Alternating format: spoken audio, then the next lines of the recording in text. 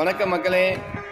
சித்ரா பௌர்ணமி பூச்சொரிதல் விழா 23/4/2024 செவ்வாய்க்கிழமை அன்னைக்கு நடக்க இருக்கிறது.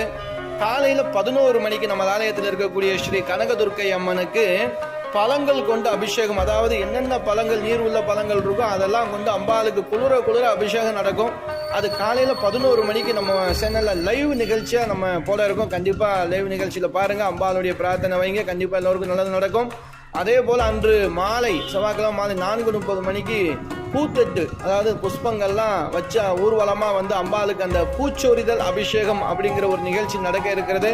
கண்டிப்பாக அதில் கலந்துக்கிறவங்க கண்டிப்பாக கலந்துக்கிறங்க. ஏன்னா ஒரு பெண்ணுக்கு பூ கொடுத்தாலே பாசமாக அன்பாக இருக்கக்கூடிய ஒரு நிகழ்வு நம்ம பார்க்குறோம். அந்த தாய்க்கு நம்ம அந்த பூவை சமர்ப்பிக்கும் போது அந்த பாசத்தில் நமக்கு வேண்டிய வரத்தை கொடுக்கக்கூடிய ஒரு அற்புதமான ஒரு பூஜை தான் இந்த பூச்சொரிதல் நிகழ்ச்சி. கண்டிப்பாக எல்லோருக்கும் நல்லது நடக்கட்டும், எல்லோரும் நல்லா இருப்போம்.